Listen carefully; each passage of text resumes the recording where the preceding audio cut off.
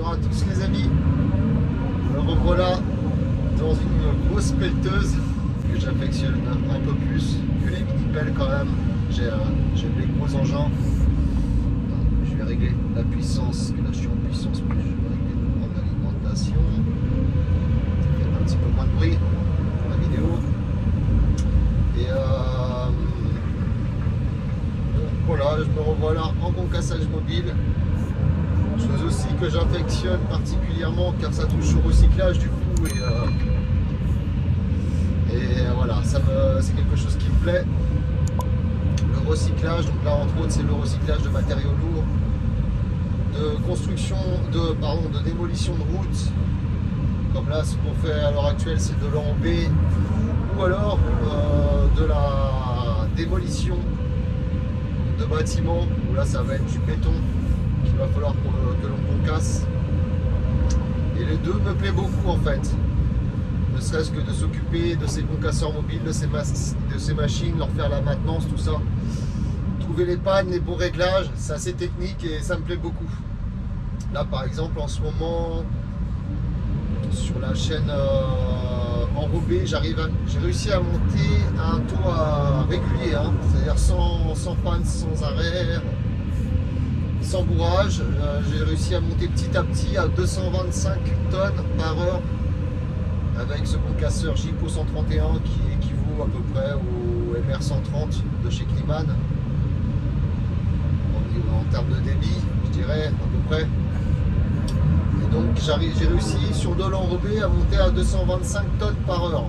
Et si je monte plus, je pense que le tapis de renvoi du concasseur va commencer à faire des bourrages, donc j'ai pas envie de faire de bourrage sur le concasseur. Et je reste à cette vitesse. C'est très bien, c'est fluide, c'est continu, il n'y a pas un seul arrêt, on fait des journées sans arrêt, alors que quand on a commencé le chantier c'était tout le temps parce que la maintenance n'était pas faite malheureusement sur le concasseur ni sur le crible. Et bien quand c'est ça, forcément la maintenance vous la faites sur le chantier, donc vous perdez du temps.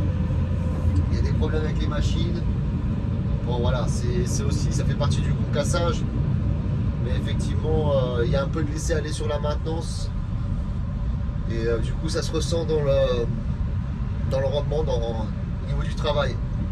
D'ailleurs, une petite pensée à mon collègue qui s'est blessé la main en changeant les battoirs sur le concasseur, qui là est en arrêt et qui ne profite pas de ce flux, régulier sans aucun arrêt. Parce que lui, il était avec moi pour faire la maintenance. Malheureusement, on avait tout fait et au dernier moment, on n'avait plus que les battoirs à changer pour que ça tourne bien. Et c'est là qu'il s'est blessé. Du coup, il s'est pris le rotor sur la main. Enfin, la sécurité du rotor avec le poids du rotor sur la main. Donc, je vous laisse imaginer l'état de ses doigts. Et donc là, il est en convalescence. Et malheureusement, il ne profite pas de ce rendement fluide et régulier. Voilà, c'est dommage. Là on voit bien le crible avec le premier tapis de retour du crible. Derrière il y a la trémie du concasseur, puis le concasseur qui ressort. Donc là j'ai un premier tapis qui ressort en 0,14 et un deuxième tapis tout au bout du concasseur qui concasse, qui est trop gros et qui sort également en 0,14. Voilà. Et ça c'est l'énorme tas qu'on a fait. Hop, je vais descendre un peu. Voilà, je monte un peu le zoom. Cet énorme tas d'enrobé concassé en 0,14. Pour de la démol, bon ça dépend les concasseurs. Hein.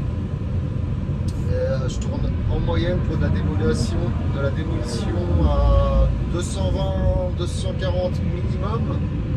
Pour un petit genre un Jipo 100, un MR Kliman 100, 110.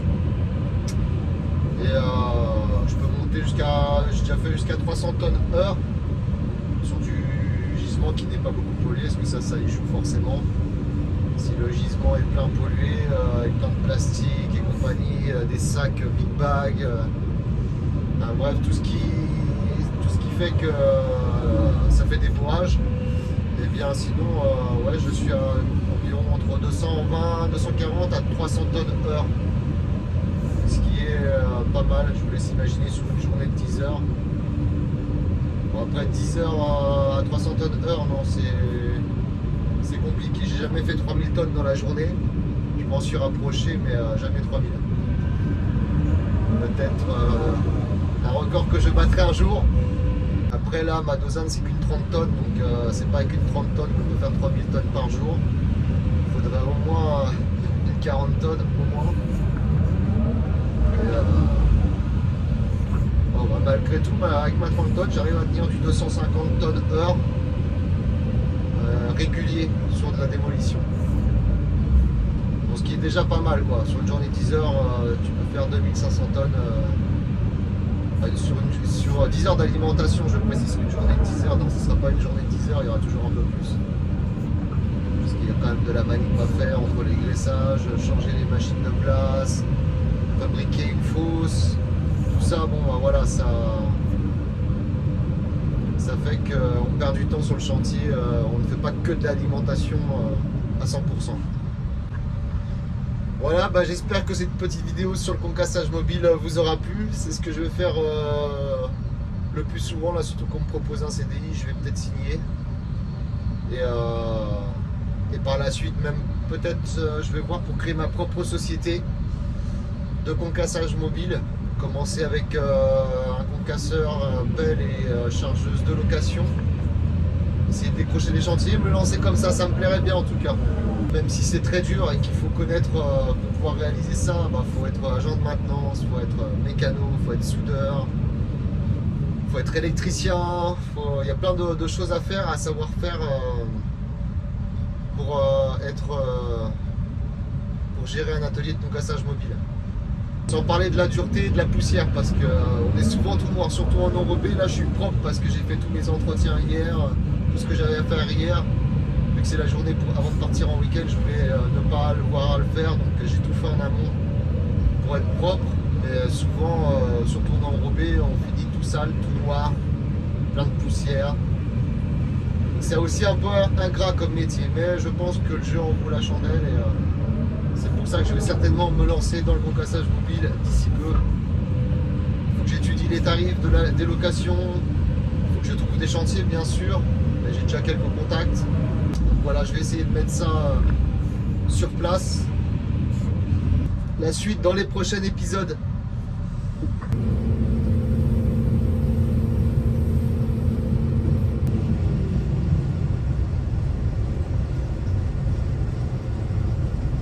D'ailleurs, si vous êtes des clients potentiels sur de l'enrobé, cassage en enrobé comme on fait là, ou de la démolition, n'hésitez pas à me contacter. Je laisserai un email dans la description de la vidéo ou en commentaire, un commentaire épinglé. N'hésitez pas à me contacter, je vous répondrai. Et pourquoi pas, te faire passer un accord, trouver déjà des chantiers comme ça, qui sait. YouTube me donne de la visibilité autant que je m'en serve. Ce serait dommage de ne pas s'en servir, c'est de la publicité gratuite. Et puis comme ça, vous pouvez voir comment on tourne bien. Après, l'avantage de commencer avec de la location, c'est que les engins sont bien entretenus, donc il n'y a pas trop de panne, donc ça tourne régulier. Pas comme là où on a eu un concasseur en très mauvais état, un crib qui n'était pas opérationnel, d'ailleurs le concasseur non plus. On a fait plusieurs semaines de maintenance avant d'être régulier. Donc voilà, ça aura cet avantage-là, vu que ce ne sera pas mes engins qui soient en bon état, et du coup on pourra faire du concassage régulier et avec un fort tonnage par jour, sans surcoût. Allez, je vous dis à bientôt pour de prochaines vidéos.